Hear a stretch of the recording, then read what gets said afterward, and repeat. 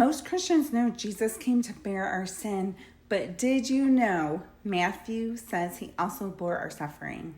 That changes the way I read the Gospels. Because many of us were taught that Jesus came to deal with our guilt, and he absolutely did, 100%. But if you've experienced trauma, betrayal, abuse, church hurt, grief, the whole gamut, you may still find yourself wondering, does Jesus care about what happened to me? Or does he only care about what I've done and how I've responded? Then I noticed something I had read countless times before. After Jesus healed people throughout Matthew 8, Matthew tells us he took our infirmities and bore our diseases. And he's referring back to Isaiah.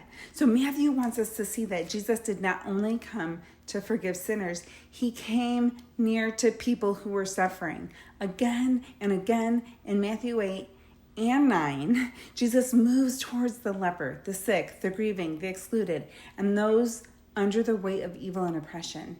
He doesn't avoid suffering. He enters into it. And so what if Jesus didn't come only to forgive what you've done?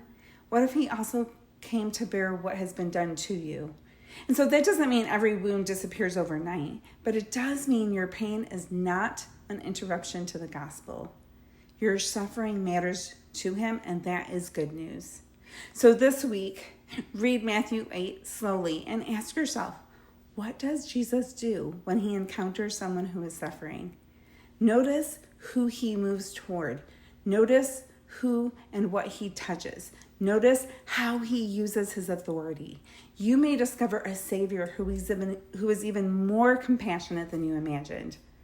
So how does it affect you to see him move closer and closer to pain, and what does that mean for you? So if you're longing to understand your story and then discover how Jesus meets you in it, you don't have to figure it out alone.